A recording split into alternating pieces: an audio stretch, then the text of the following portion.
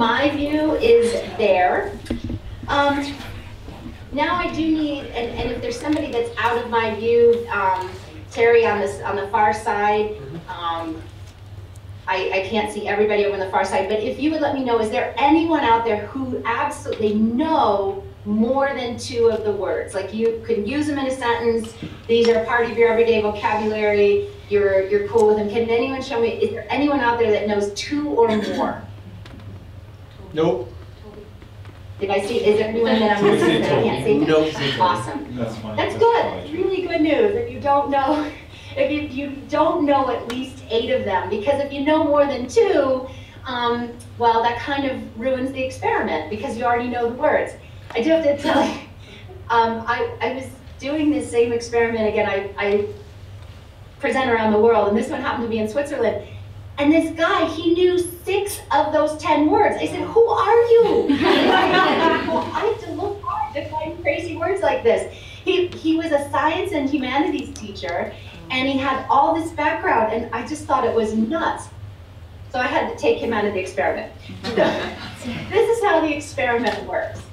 5 of the words that are going to be group A, you will be learning those words through kind of a typical look it up in the dictionary and write a sentence, if that's what you would tell your students.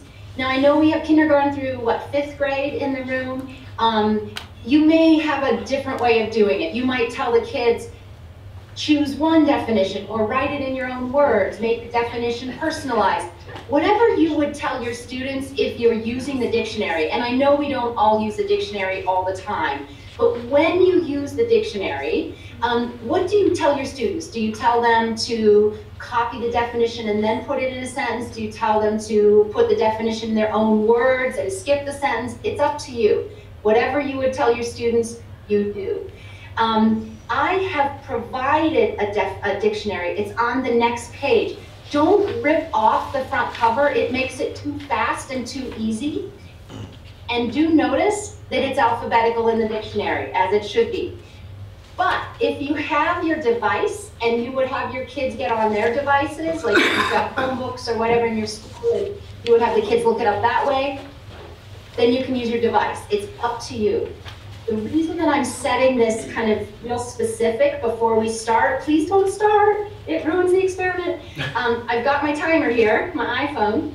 I am literally going to time how much time does it take the whole group to finish. I'll know you're done with your definition and sentence, or just definition, or whatever you would tell your kids if you're working with the dictionary. I'll know you're done when you stand up, so then I can see the room, and when the last person is up, I'll stop my timer. I will use that same amount of time for the next half of the experiment. That's why, I have to mess with time. So some of you are going to be done really soon. You'll stand, you'll hang out, whatever. Go get a drink, but just be up so I know until the last person's up. Okay? Are we ready? And I have to get my timer ready. Okay. You may begin.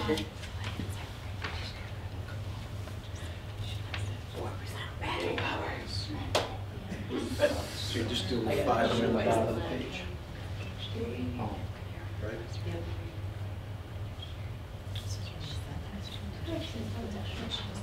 Good pen? I can just one. How I'm sharing.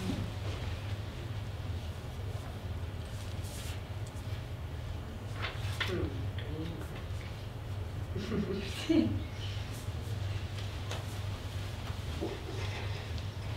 you so much.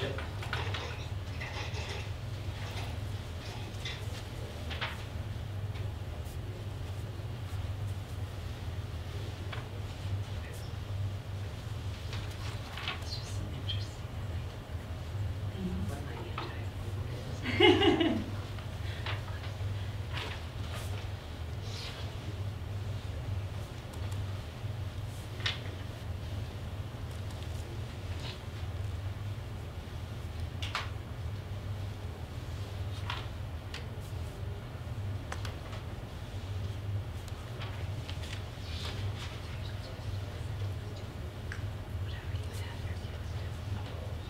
Like if you were teaching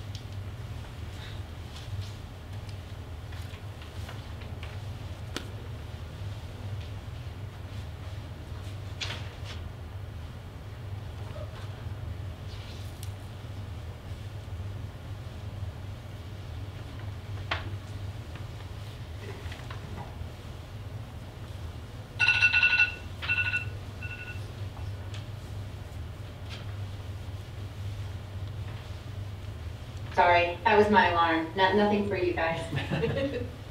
And if you're done, remember, I'll know you're done if you stand up.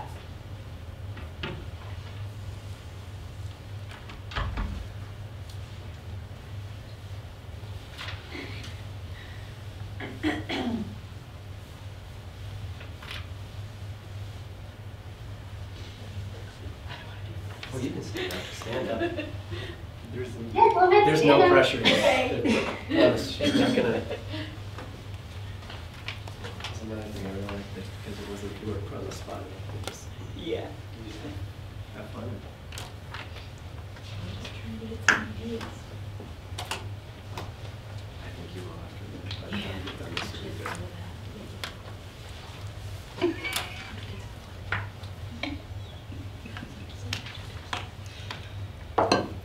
Carrie? Yes. Carrie, how many people to the, would be over here that I can't see? To the woman in the, You probably have like 6. okay. If you could just tell me when everyone's up, that would be great. I will.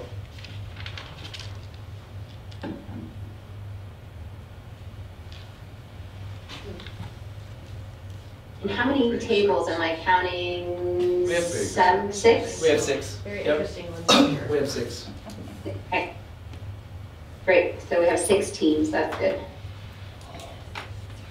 We actually have 1 table left open, so we'll have 5 groups. That was my thought too. Okay, 5 groups. 5, yeah, 2, yeah, 5 groups. Thanks. Yep.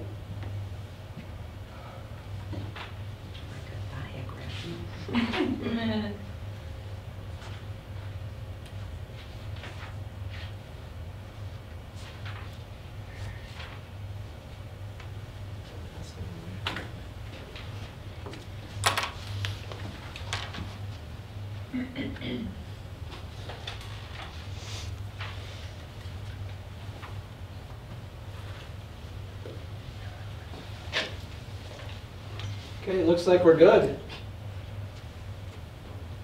And the last woman that just stood up in black, what is your name? Katie. Hi, Katie. Hi. So, Katie, did you notice that everyone was there? How did that feel for you?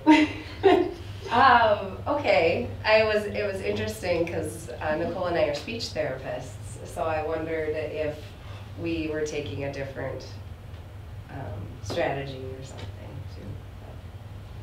Right, she's like, how did everyone else finish? Why, what? Did you have that kind of moment there? Like, how did you even do that?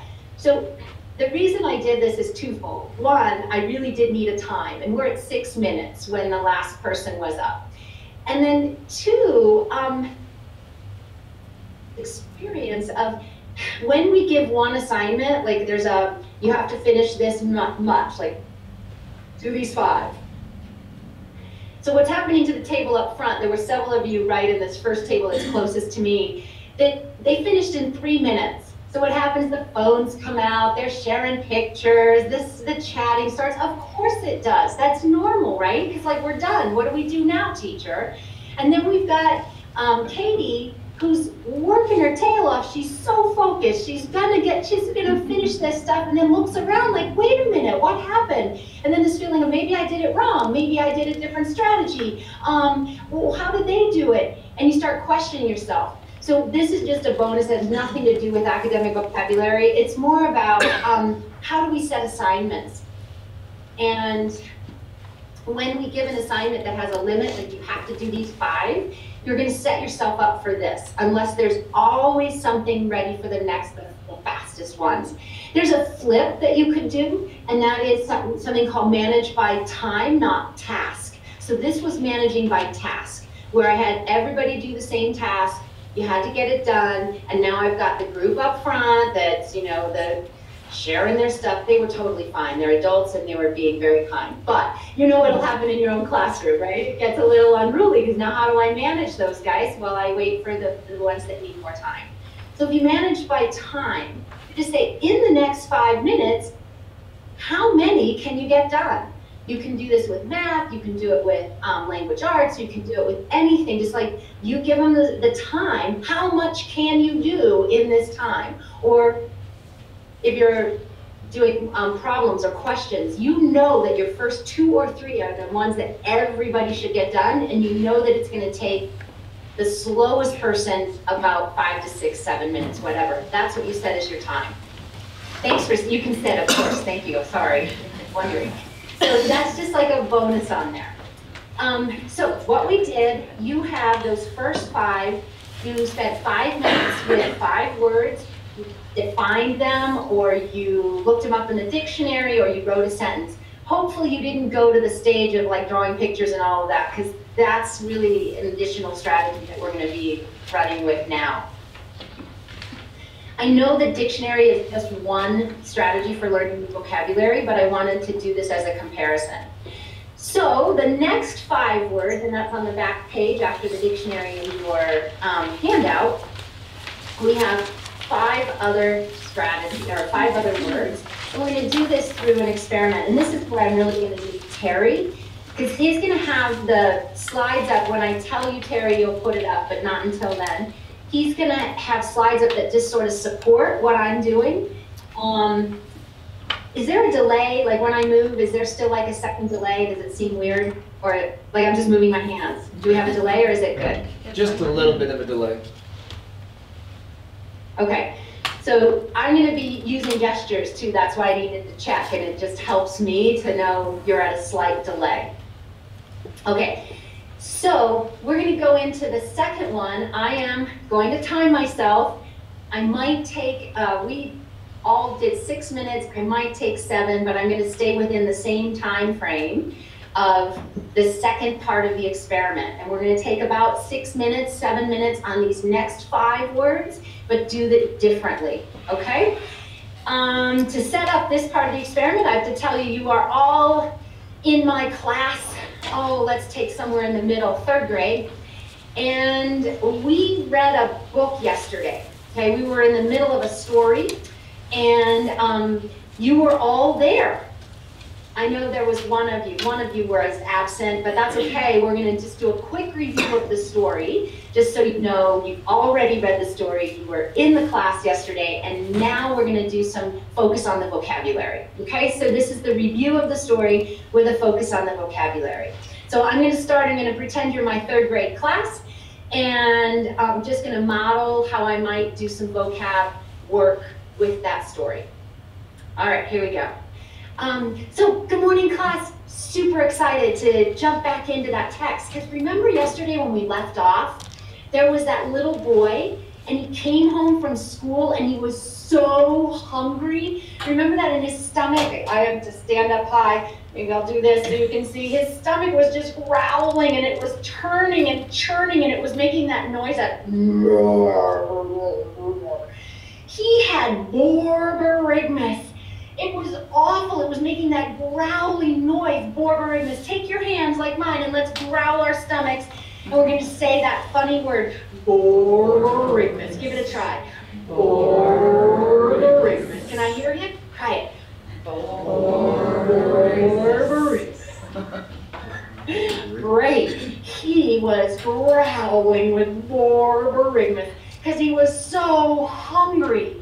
I'd like you to turn to your partner and tell them borborygmus when. So that's your frame, that's your sentence frame. I have borborygmus when. Go ahead and tell your partner. I have borborygmus when I don't eat. Yeah,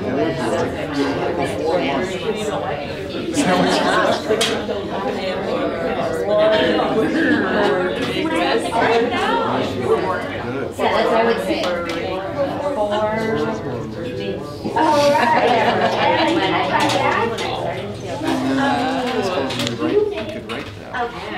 Note on your handout, you have a space, and it says borborygmus. Make a quick note that makes you remember what borborygmus is. That crazy noise. And Terry, would you show the picture of borborygmus? This is a guy that's drunk too much coffee. He's got borborygmus. There's a big growl. if you would just make some kind of note to help you remember that borborygmus is that sound that your stomach makes when you are so hungry. Well, poor guy, he comes home from school, Mom, I have borborygmus, I'm so hungry, I need a snack. And she said, remember, she said, oh honey, I can't right now. I have got to get the cullet to the recycling center. Oh my gosh, there's my cullet. She had to get all the cullet to the recycling center, and she said, I need your help. We got to put everything that got to go into the recycling. Terry, if you would show that picture of cullet, it's all the glass for recycling. Yep, there's one of mine. So he had, and as he was going through and he sorted it, he said, is this cullet or not cullet?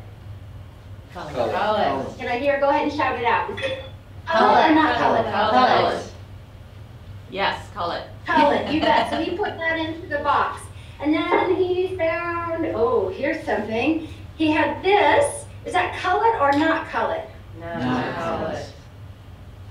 Not cullet, that's ceramic. You bet. Then he brought out this. Cullet or not cullet?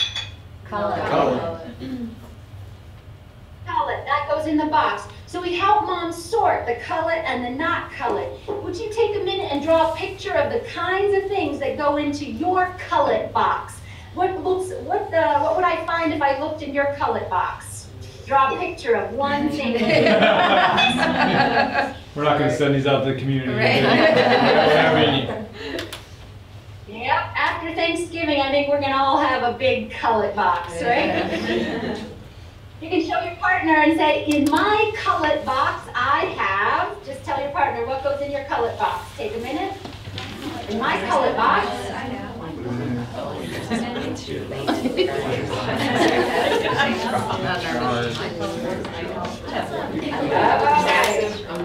and we're back.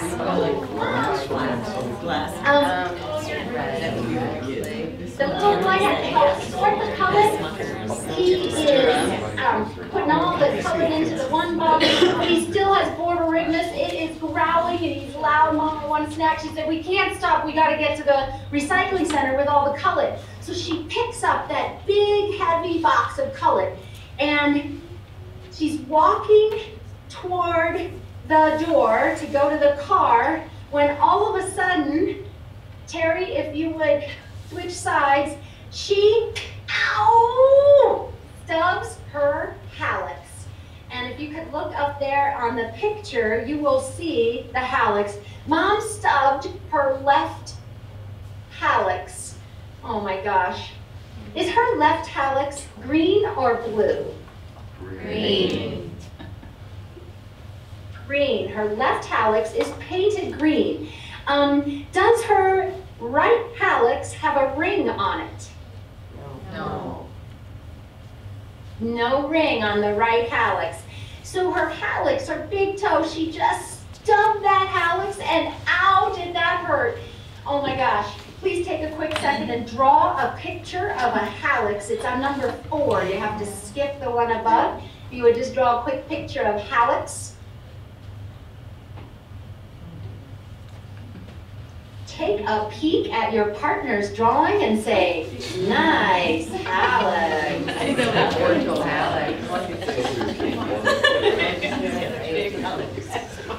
Great.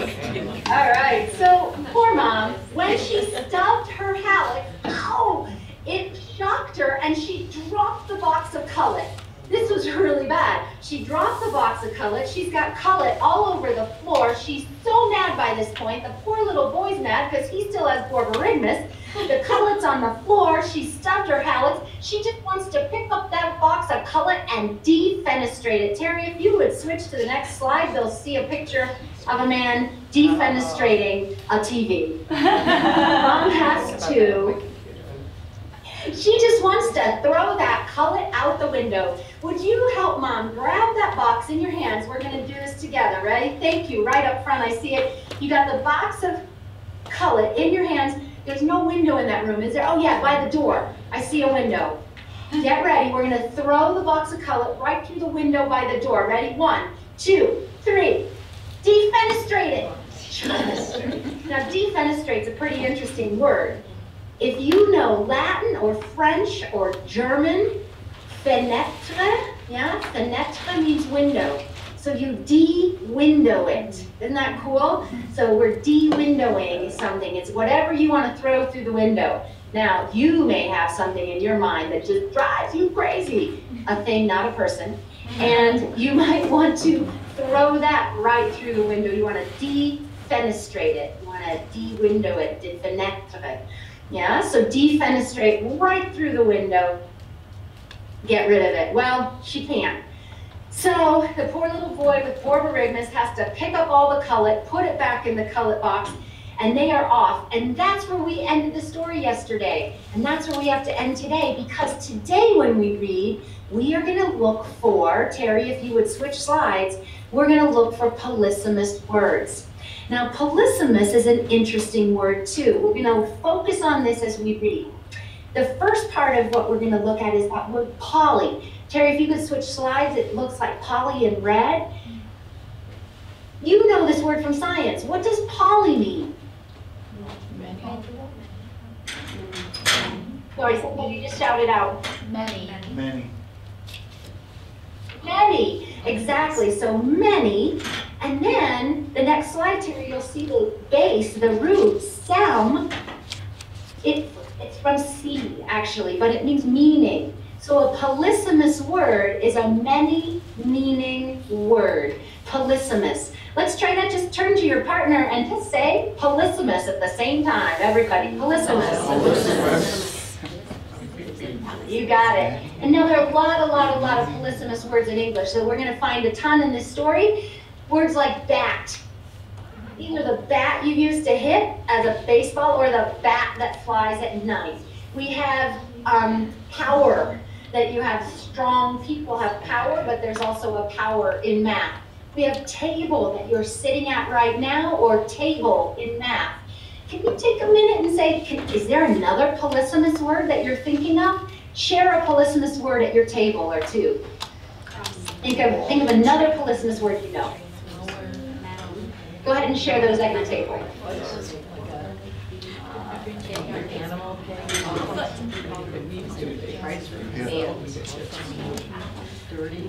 All right, so there's a ton of polysemous words in English, and that's what we're going to look for in our text. And stop. Our experiment is over. And I did go over by 2 minutes. Sorry. So I took 2 minutes longer to do those 5 words.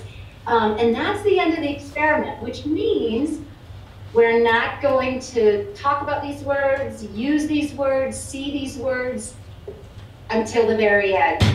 And the experiment is we're going to take a test and see if the almost same amount of exposure to 2 words, 2 groups of words, if there was a difference in how you learned them. So that's really what we are going to focus on, to figure out all the strategies that I embedded in that 7.5 minute exposure to those second 5. Terry, if you would switch the slide to where it says teaching vocabulary. Thank you. That's what we're going to do now. Now those 5 words are only up to remind you of how I taught them, not to worry about their meaning anymore. On the second page or the back side, wherever you have space, what I'm going to ask you to do is think through the back of the handouts, a blank page if you've got one. Take a moment now and write all of the different strategies that I used to teach 5 words. There is space under the 3rd page where it says teaching vocabulary, teaching strategies, the note catcher, but if that's not enough room for you, feel free to write wherever. You're going to jot down as many different strategies as you can remember that I used to teach that second group of 5 words. This is a quiet, independent, what do you remember, what stuck with you? And then you'll have a chance to share in a moment. But first, just quiet, independent, write as many different strategies as you can remember, and I'll shut up.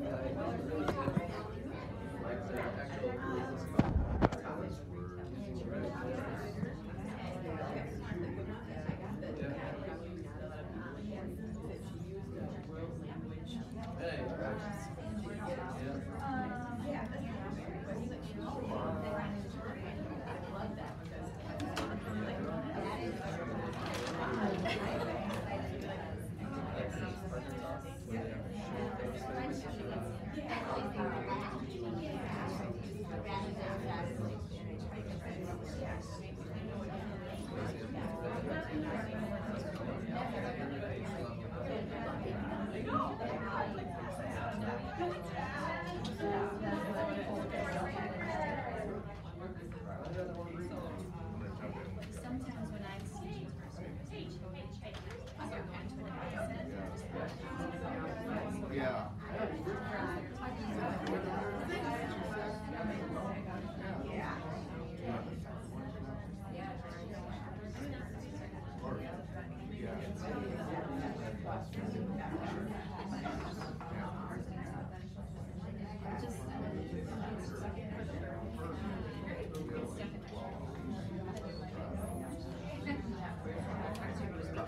Did you get some good stuff? Good. I love it.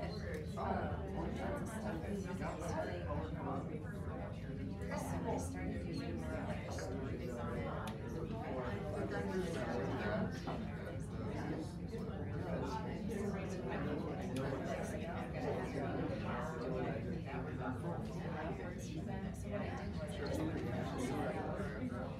And then like, there's templates, like what I wanted was like, if we did a story or You have the last paper? Stay where you were. Now stay with.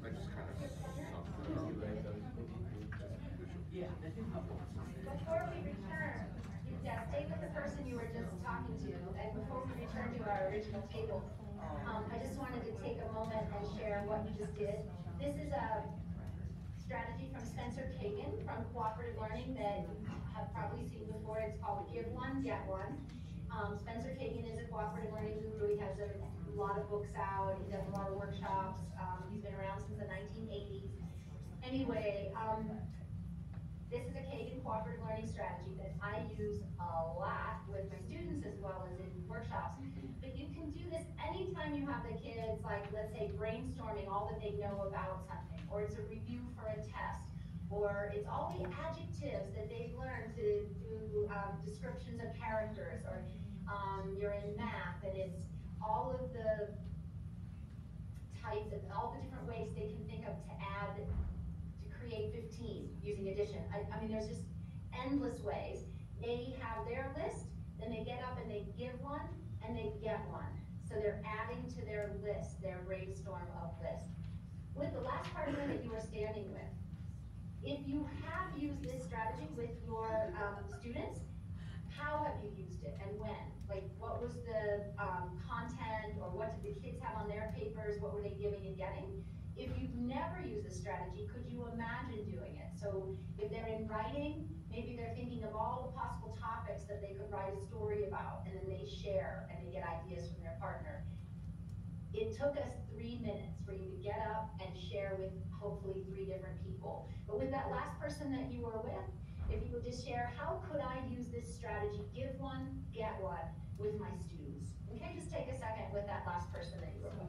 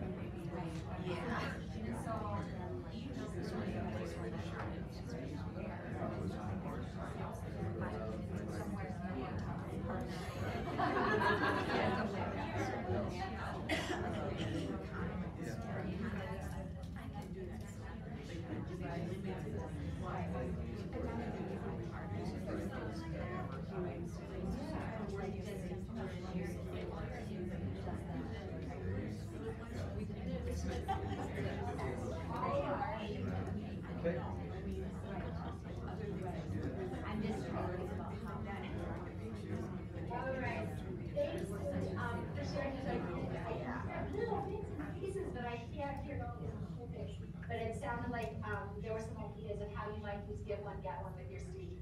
It's a very quick, easy strategy. I watched it introduce this in a school. The teacher had them doing something on the iPad, and the kids were holding up their iPads as they were walking around and then sharing something they had drawn or created on the iPad, and they were giving each other ideas of what they could do with the project. It is really limitless of what you can do with this give one, get one strategy. Really quick, embedded, sharing, kids moving, orally interacting, and sharing your ideas. Thank your partner, and you can return to your homework at the table. No,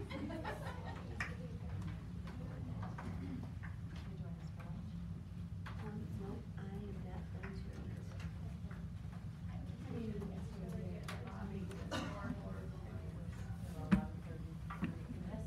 All right. So at the home team, you guys actually didn't talk to each other, I hope, because you were getting ideas from other teams. This, not to put up too much competition, but Terry, do you remember how many strategies our group in Nashville came up with? I think Or 20. Kristen, do you remember the number? 20.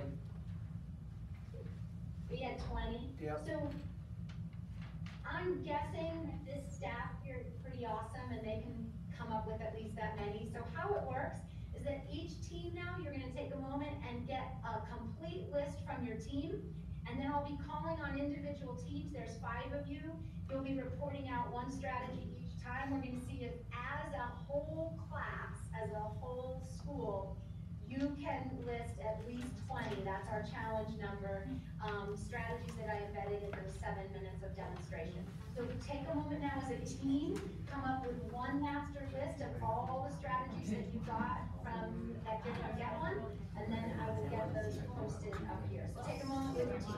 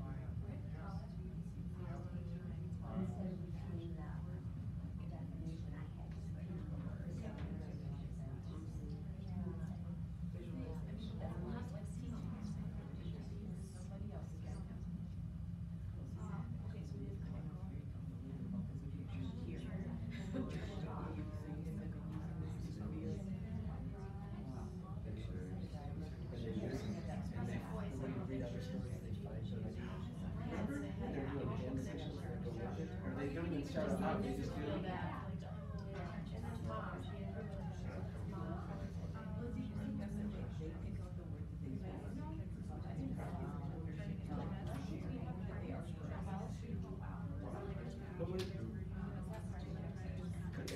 Do a lot of those things. Could they do a lot of those things? Because it's more. Right. But it'd be more fun to sit and get it. Like, when we think that there's no, but they would like to do more of those. And like word meanings like, well, I guess it's more word. All right. Terry, can you help me in just a sec? Yeah. How many, we have only 4 teams.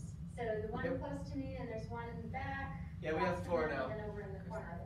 I think they combined a What's little that? bit. They combined a little bit, so now we have 4. Okay, and I see 4 people at the front team. How many in the team in the back, right behind them? 5. 5. 5, and then how many on the next one? 5, and then 3 and 4. 3? 3 in the middle and 4 on the Okay. right hand side. Great. Let's number off 1 to 5. If you've got 5, just number off the people on your team. So we're going to do another cooperative learning structure with this. So please number off really quickly on your teams. 1, 2, 3, 4, 5. 4. Just like one open, so we Let's Do you want to swap? Okay. I know, Joelle was just like one, so I just Number 1, go ahead and raise your hand. I see the team up front. Is there a hand up? I'm not seeing it. Yeah. We just made Oh, 4 you groups are of the 4 one. now. Thank you. Number 2, please put your hand on your head so I can see that every team has a 2 and you know who you are. Thank you. Perfect. I'm not seeing the team over in the corner, but that's fine. Person number 3, please put 2 hands in the air. So I know there's a team, there's a 3. 2 hands in the air. Person 3. Everybody's got a 3. Good. Person 4. Let's have you go ahead and just stand for a sec real quick. Person 4 on every team. And thank you. You can sit. And person 5, if you've got a 5 team, you can put a hand up in the air. Just raise 1. We just made 4 5. groups of 4. 5. We made 4 groups of 4. We slipped Okay. one over. You had, perfect. Thank you for doing that. Excellent. 4 groups of 4. All right. This is how it works. Team 1 is closest to me right up front, and then team 2 across the way, team 3, and then over here in the corner, the one that I can't see so well, team 4. It's called Number Heads Together. What we're going to do, I'll be calling on each person. It gets harder as we go because the more strategies that are already up there, the harder it is. So if I roll my dice, so I do my spinner, and I'm going to say it's going to be person number 2 on your team. Please make sure your person number 2 on every team has at least 1 strategy they can share, but actually you should have 4 ready to go because you don't know which team you're going to be. And it could be that you're the 4th team called and the first 3 strategies you had were the ones that got up there already. So as a team, make sure person number 2 is ready to talk. Take a second and then we'll start. Make sure person 2 on your team is ready to share a Person 2, strategy. ready to share a strategy on your team. Person number 2 on your team.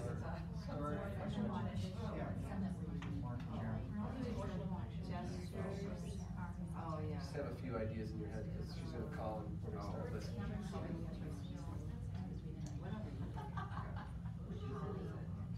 Person 2, when you're ready, when you have a strategy that your team knows is gonna work, or that your team said, yeah, we saw you use that strategy. Person 2, would you stand so I know who I'm talking to? Thanks. Perfect. And then in the back table, do you have a person 2? Thank you. And then person 2 from the SPAR team, if you would walk into my view, that would be great, then I can see you. I appreciate it. Thank you, hi, I'm team, yeah. Okay, so we have 4 team 2s up. We'll start with team 4, the lovely woman that just walked into my view. Go first since you were out of the view. What was 1 strategy that you noticed in that demonstration? Using pictures. Okay, so pictures. And can you tell me about those pictures? And if somebody's, maybe Kristen, you can put this on a whiteboard. that people can say, thank you, Kristen. So pictures, do you mean the pictures that I had on the slides or the drawings? The Which one are you drawings talking that about? the students made. The drawings. Mhm. So that's different. You actually gave 2 strategies, that's fine. So the drawings, the students were drawing. And the pictures, there were actual color photographs, color photos. That's a different strategy, but I'm gonna take both. So nice job, I'm sure your other group was really excited that you took 2. So we had color photos is one, and the students' drawings was another one. Both really powerful types of visuals. Great. Let's go jump to team 1. So the guy right up front can sit Hand too. motions. So, another strategy. Hand motions. Yeah, I'm gonna call it gestures, but it's hand motions. There were gestures involved. This is from, gosh, the research on using body motion gestures to learn vocabulary is so solid, it's crazy. It's called total physical response, TPR, total physical response. It was originally researched back in the 1960s by a man named James Asher. And what Asher found is that by using gestures, the kids, they learn the words and it sticks longer than any other method. And it's really, hands down, been the method that's proven. And I have a favorite story I like to tell about a 5th grade teacher. She was in her 30th year of teaching, and I did a workshop with her in her last year. It was in the fall of what she thought was gonna be her last year of teaching. And it wasn't this workshop, but another one where I used a lot of gestures. And she was so impressed with how powerful the gestures were. She said, I'm gonna stay 1 more year in teaching. So that next fall, she continued with her same units that she'd always done. She, every week, had 10 academic vocabulary words that she introduced. And she had them already laminated, they were already ready to go on her word wall. The only difference that she made from all of her years of teaching with the same kind of unit, 10 words, whatever, a week, the only difference was she added a gesture. So each one of the words on the word wall had a gesture. So sprout, like when the plants sprout, she made a gesture that kids did this. So, you know, you have this like sprout, the plant is sprouting. Every single word on the word wall had a gesture. At the end of 6 weeks, the kids had 60 academic vocabulary words. And of those 60 academic vocabulary words, again, there was a gesture connected to each of them. She gave them a test over all 60. The lowest score, English language learner, special ed student, all the gamut, the lowest score was a 90%. She had never seen that in all of her years of teaching. And she just asked the kids in this class of 30, she said, how did you do this? I've never seen this before. And they said, well, it's easy. We saw the word, we did the gesture, we knew what it meant. So for her, it was like this powerful aha.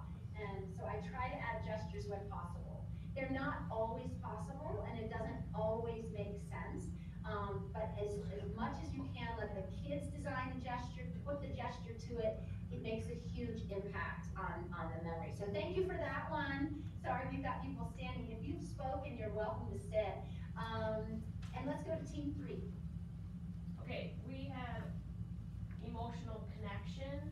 So when you talked about the toe being stubbed, and I mean, I would imagine people have felt that before, so you can feel that pain. And then you introduced something. Emotion are, Don't get it. well, go ahead. No, that's okay. I mean, mom, you had part of the story included mom, so then I think people might connect with that too. That's it. Yeah, so anytime you can connect emotionally with something, there's a different kind of connection that's coming. I don't want to take it, but the emotional connection is big. Like, oh my gosh, I know that pain of stubbing your toe, or being frustrated, or being hungry and not getting a snack, or whatever it is. Like, anytime you can have an emotional punch, it doesn't have to be negative emotion, but positives work too. Kids remember longer, and that's a lot of brain research now about the connection to emotions. And We all know about the whole push now with social emotional learning, the SEL movement that's coming in. So this is how do we learn vocabulary kind of in the same way. Let's have an emotional connection to it or some kind of tie like that. Yeah, great. Team 2, what do you got? Repetition. Oh my goodness, thank you for bringing that up. Repetition. Clearly, the first 2 or 3 words got way more repetition than the last 2. I understand that. So I would probably have to recycle those last 2 more at another time. But because I was able to connect back to the story, I just could repeat and repeat and repeat in different contexts. What we know from research, like Bob Marzano's research on learning, is that a concept, now a concept is something like the water cycle or photosynthesis, is how that process works. The average learner needs 8 to 12 repetitions of a concept to understand the concept. That's the average learner. So clearly your gifted kids, 1-2 times, they're good to go. We have slower learners that might need it 20-25 times before they understand that concept. But the average learner, 8 to 12 times for a concept. However, that does not mean that's the number of reps you need for the vocabulary that's embedded in that concept. So they may understand the concept of the water cycle, but not yet have the word precipitation. So they understand wet stuff from the sky comes when all of the water vapor clumps together, but they may not have the word water vapor or the word precipitation yet. The little research that's been done on that, it depends on the word, obviously, the connection, if there's cognates, all that kind of stuff going into it. But the little research we do have is somewhere in the 50 to 75 times that a student needs to hear that word in different contexts. So it doesn't count to just have the flashcard and say the word. It's got to be in context that has meaning that actually is the repetition. To get that amount of repetition, we need to do a lot of different things with those words. Absolutely right. Thank you for bringing up repetition, hugely important. All right, we've got 5 up, and thank you, Kristen, for writing them on the board that other people can see as well. We got 5 strategies. Regroup at your teams. Make sure that your person number 3 is ready to share at least one more strategy from your team to regroup. What else do you have?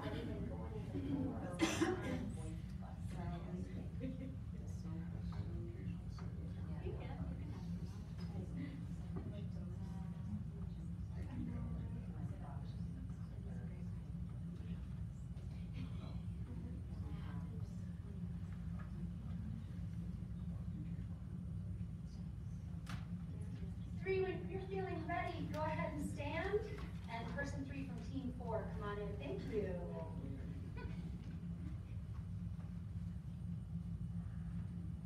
All right. Let's see. The last one was team 2. You get to go first this time. Katie, what do you got? I like the choice of 2 that you use. Like, is it colored or not colored? Oh, that's great. So in the vocabulary world, we call that example, non-example. Example, non-example. And the reason that I gave you that is that sometimes it's the non-example that helps students understand. So they may get lots and lots and lots of examples, but it's not until it's something that it's not that they get that clue of, oh, now I really understand. It helps refine.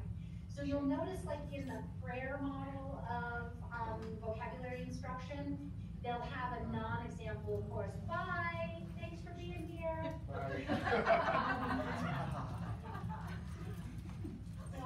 So the non-example piece is really, really powerful, and it's in a lot of the vocabulary teaching models. Like I said, the prayer model will have non-example as one of its options. Great, thanks. Let's jump to team 3 in the back corner. Oh, yay.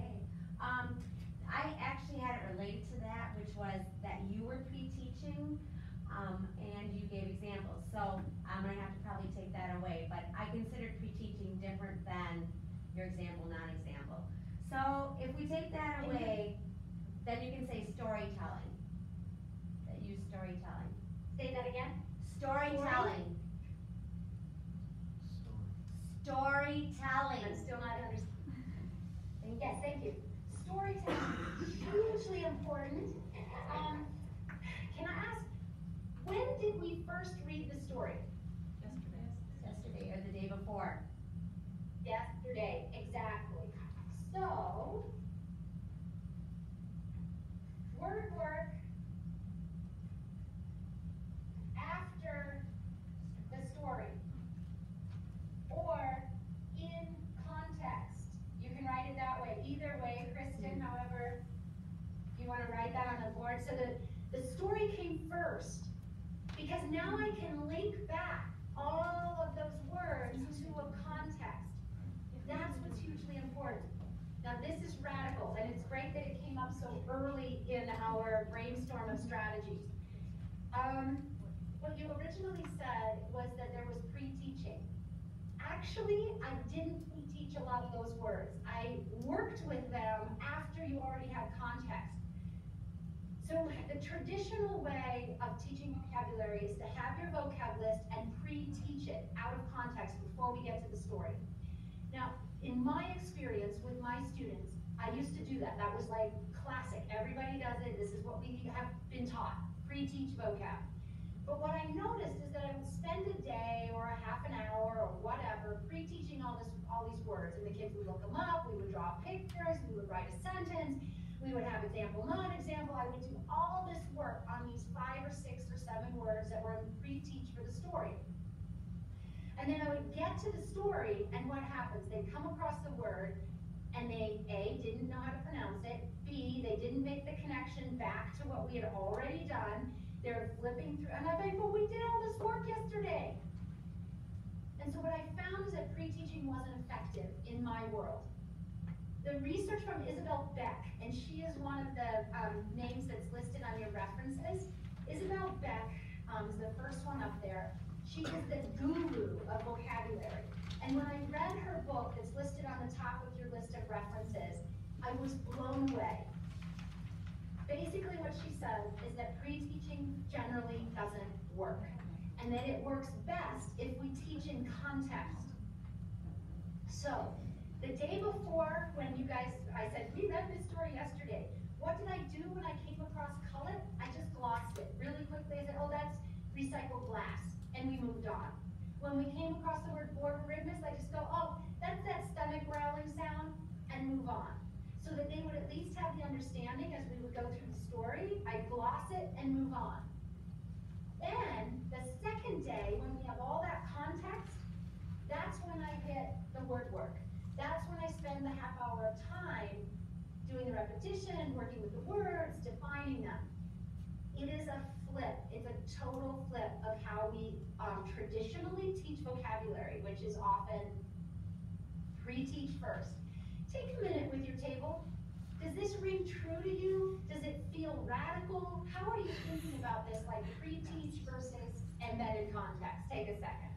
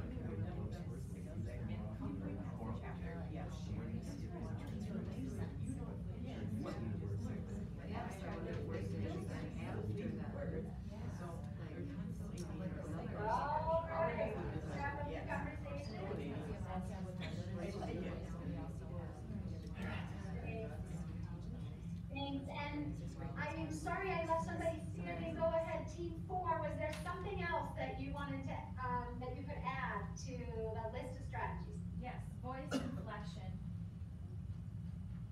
Oh, voice inflection. Tell me about that. What are you meaning? When you did Borboringus, how you were like making the gestures, but the way you were saying it with your voice and draws cool. you in. English teachers, what might I call that when a word sounds like what it is? Onomatopoeia.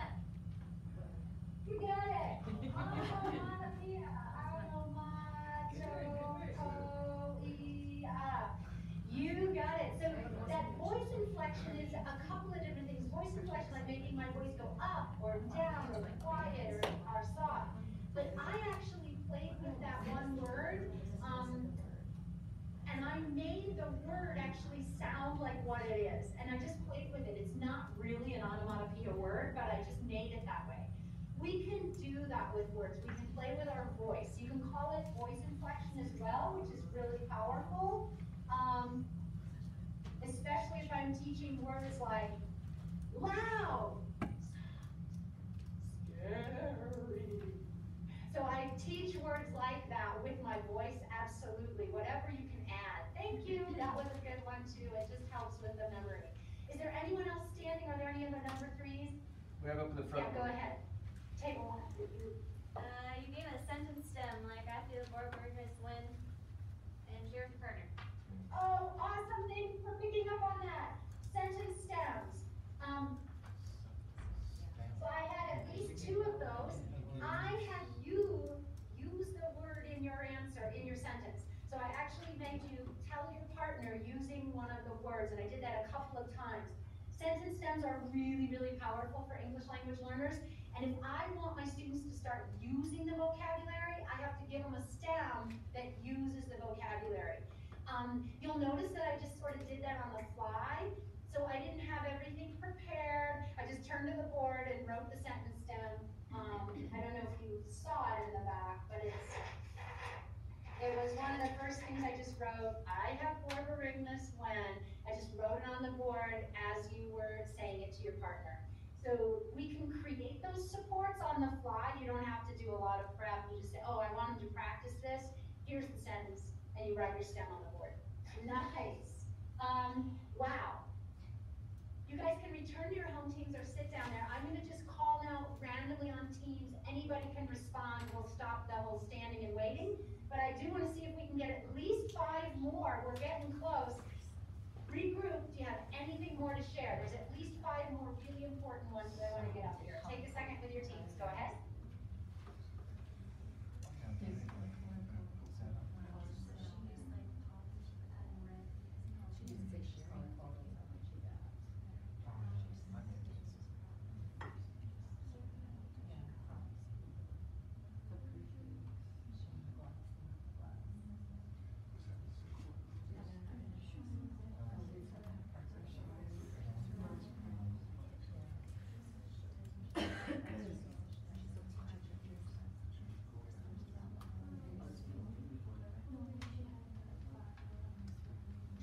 All right, person 1 or 4, you're sharing because you didn't get a chance yet. Person 1 or 4, it doesn't matter. Let's start with team 1 right up front. Do you have anything new? Mine was that we talked about like the parts of words, but then also you used a reference to different languages, which I like because I'm a Spanish teacher. Oh, you got 2. So. Excellent. You got 2. So roots. Yes. And affixes. I'll call it that way. Affixes mean prefix or suffix. Yes. So the root was that blue in the middle. Like, what is the root word? And the affix was the poly. You know, everyone goes, oh, it means many. Roots and affixes along the way, you will like absolutely exponentially improve and increase your students' vocabulary because you've given them at least a clue. You've given them a clue of it means many something, or it has this root and I know where it at least starts. So I am not recommending or advocating that you give a list of all the affixes out there. Like, here's a list of all these prefixes.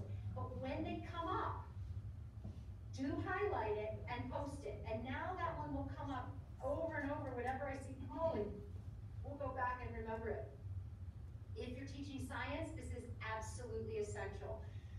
Everything aqua, the kids have to know that there's something to do with water. So that we see aqueous, we know there's water involved.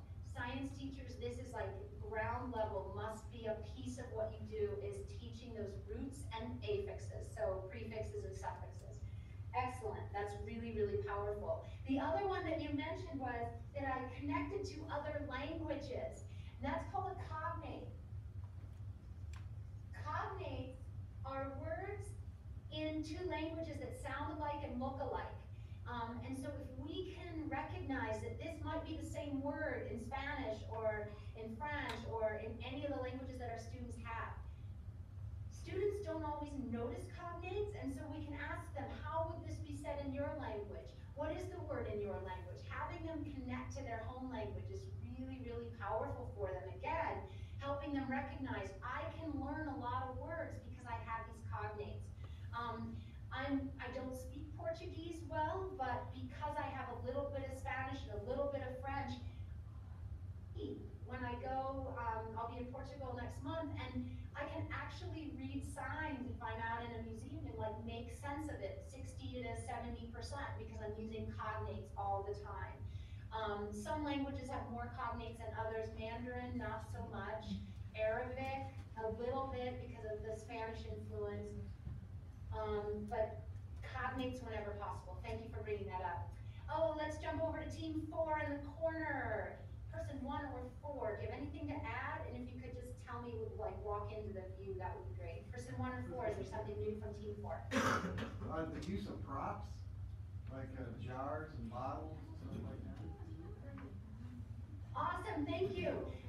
Language teachers, do you know what we call that when you use real stuff? Yeah, there's actually a word for it. It's kind of wacky. It's called realia, real stuff. I know, right? We have a word for it as language teachers. So using real things. A prop, I might have something that's cut out or not real, but anytime you use real stuff, it's going to have a connection to meaning. It's hard to do that with everything you teach, but if you can, I used to call myself a bag lady because every day I go to school, I had a bag full of stuff that I was bringing, right? Like it's like, I'm the bag lady, here I go again. My poor daughter, she's now 19, but I would grab things out of her room because she always had the coolest stuff that I could take. No, Mom, you can't take that to school because it may not come back. So I was always bringing in props and real stuff to share. Great. Let's jump on her to share. Go ahead. I'll just go. Kind of broke up there. Color coding. Color coding, thank you. Color coding. Color coding, so I did the color coding with the roots and the affixes, but you can color code all kinds of things. I know teachers that their word walls are color coded by verbs, adjectives, nouns, so that kids automatically link to those words as a color code. Some are doing negative and positive words color coded, however you want, it helps with the brain. Team 3, I'm not sure I heard from you this round. Anything else to add? Just sharing with a partner, turning to your table partner. Yay, thank you. Partner talk. Really, really powerful on partner talk that we have a chance to use the words, to share the words, to connect to the words, to play with the words with a partner. I embed partnering all the time. There's a ton of interaction going on in my classroom so that we can really get our heads around not just the vocabulary but the concepts. Nice. I'm going to take this out now. Anybody, is there anything else? I'm thinking of at least a couple there on the floor. It's not up. Sorting, fitting a category. Yeah, categorization. That's kind of like the example, non-example, but I'll give it as a categorization is another biggie. Nice. Categorizing. Good? So Anyone else? In their, when you're partner talking, are you talking about them using their own examples, giving their own examples for their, right? Is that?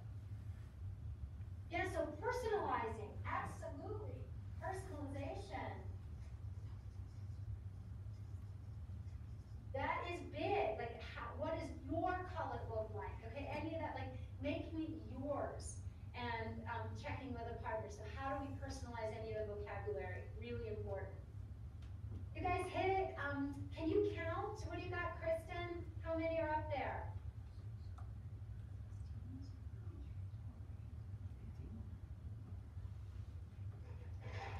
18? What do you got? 18. 18, we were close. Nice job. And I do have to say that the Model Schools Conference, I think we had about 150 people in the room. It was big, but there were a lot in there. So nice job. There were a lot of strategies, 18 embedded into about 7-8 minutes of direct instruction. So it's not just like one strategy all the time, it's which strategy works for which word at what time, and how do I embed as much as possible into that vocabulary. There's a lot of research around the importance of vocabulary, and I'm not going to go into that now because I do want to just briefly show you about the importance of different kinds of vocabulary words, and then we're going to close with our test. But I'm going to go out and share my screen now because I want to show you how different words make a huge impact on learning. The text that you're about to see on the screen is from a social studies. And let's see, are you seeing my screen? We see yes. There you go. You're seeing my screen now? Yes. Yes? Yes. Okay, great. So this paragraph is from like a 6th grade social studies book. So I know it's a little bit more advanced, but it'll give you an idea. So this sovereign country establishes its own policies. You can see that. In the social studies textbook, or any textbook that you're using, any content, most publishers now are getting really good at highlighting or bolding or putting in a different color those content-specific words, okay? So if you had to choose those content vocabulary words for social studies, what would you choose from this paragraph to be really content-specific? You can talk at your tables. Which 3, 4 words or so would you say that's social studies content?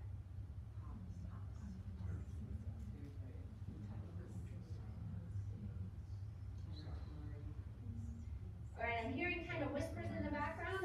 It's coming through to me. But if you chose sovereign, policies, territory, citizens, that's generally what we would say would be the content vocabulary words. But there are other words in this paragraph that I'll call general academic words. These general academic words you'll see in science, in social studies, in language arts. They're going to cross all content. And they're words that kids probably don't hear outside of an academic setting. Like they're not heard at home. So if you had to choose, what would be those general academic words in this paragraph? Again, you can talk at your tables.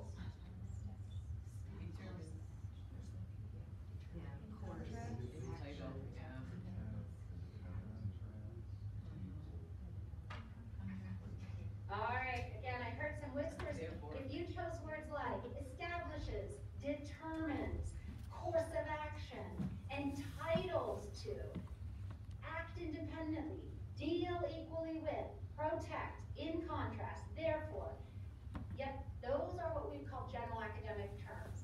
Now, I always tell this story that my husband and I both have master's degrees. Our daughter is in college, but we still don't talk to her like this. Honey, your room's a mess. What course of action will you take? If you choose the correct course of action, it will entitle you to an extra allowance. I mean, we just don't talk that way. So that's different. Those are academic words that you only encounter in academic settings. And so we have to teach them in an academic setting, in the classroom. Somebody has to teach, what does that word established mean? And we're really good at the blue words because that's what's highlighted in the text. But sometimes I think we forget the red words. And this is where I'd like to leave you with this question of which words should we spend some more time with? If you look in your handout on page 3, you're going to see this chart on page 3. And this chart I have to explain it through just a little bit and then give you a chance to process it. There are three categories: those content specific, like we just did, the general academic terms, and then they broke out literary. Literary could also be part of the content specific. But there's an example from each of those, and then you see frequency. With the internet now and our technology, you can actually find how many times does this word appear in 1 million words of text. And so you'll see an example of like meridian, it shows up 3 times in 1 million. The more interesting to me is the last column, the dispersion rate. That means that how widely used is this word outside of one context. So if the dispersion rate, like for landform, is very low at a 0.21, it means that you almost always only see that word when it's connected to the specific content of social studies, okay? If it's a very high dispersion rate, like conditions, 0.91, that means that you will see that word dispersed across all contents. You're gonna see conditions. So take a moment now and just look at this table, talk to your partner, what does this mean? What's the impact of this information, this research from 2008 about the types of vocabulary and what it means for what we teach? Just to take a minute to process that.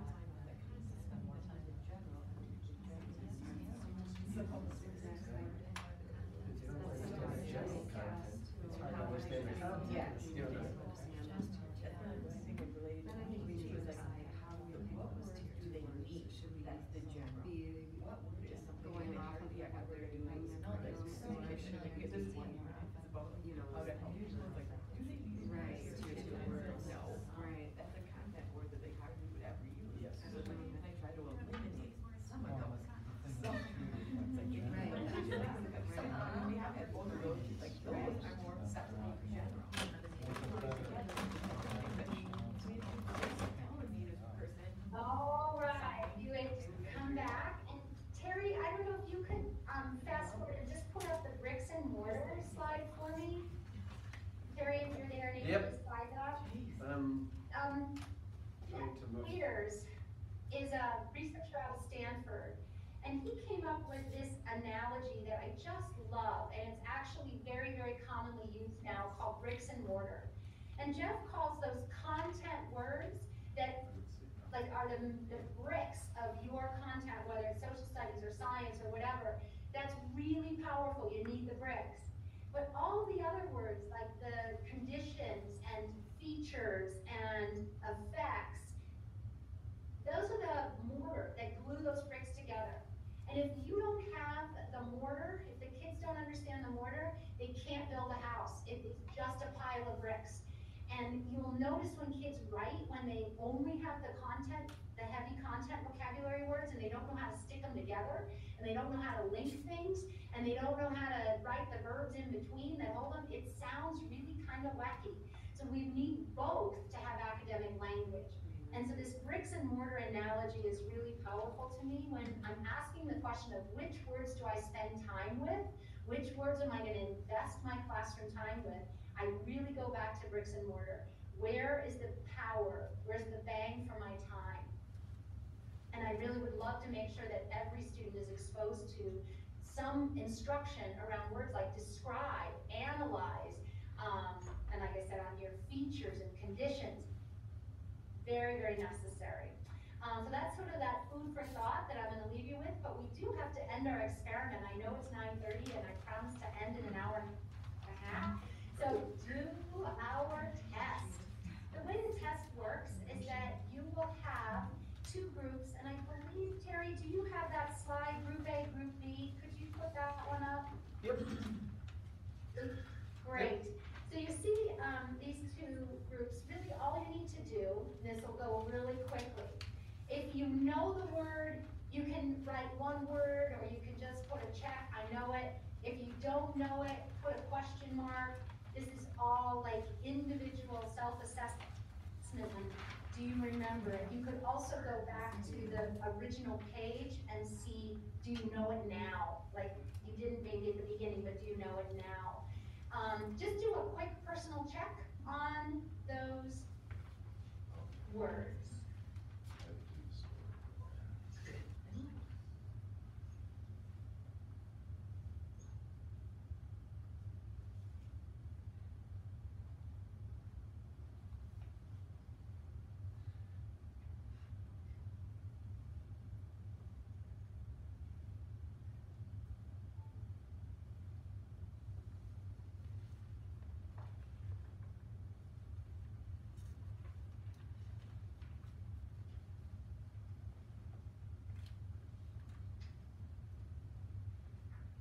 All right, how it works, and I said you don't even have to write anything, it's sort of a personal check. If you look at the words from Group A that are on the slide that Terry's got up,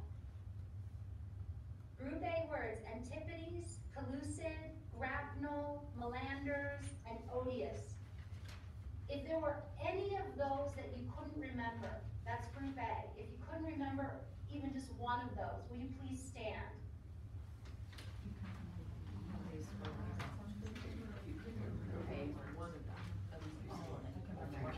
Yeah, if you missed one.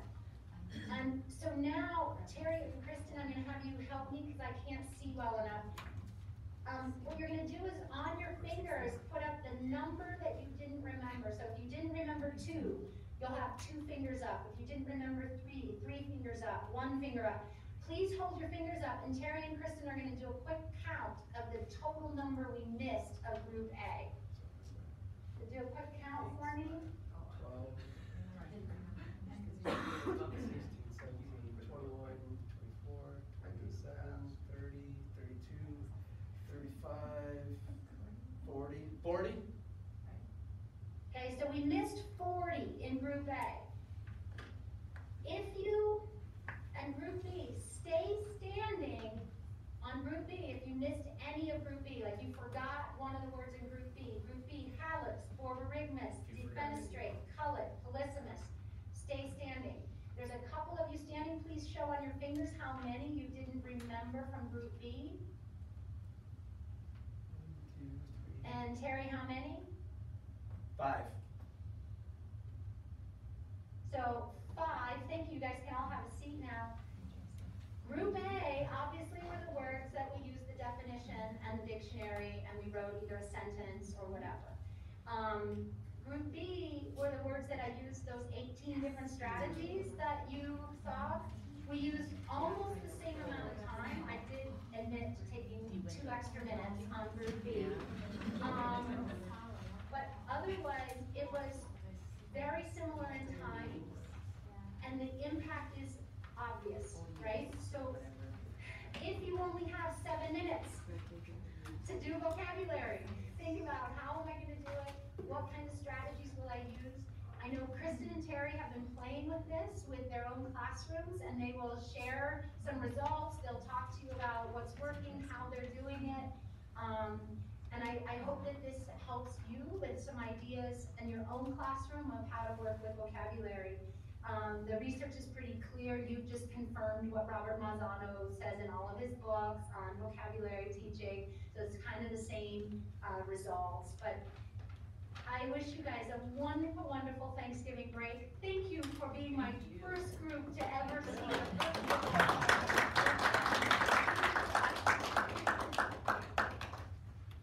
Thank you so much for your patience and being with me. It was really great. Thanks a lot. Have a good afternoon. If anybody ever does have any questions, just stop and see us. If you want to see Kristen in action.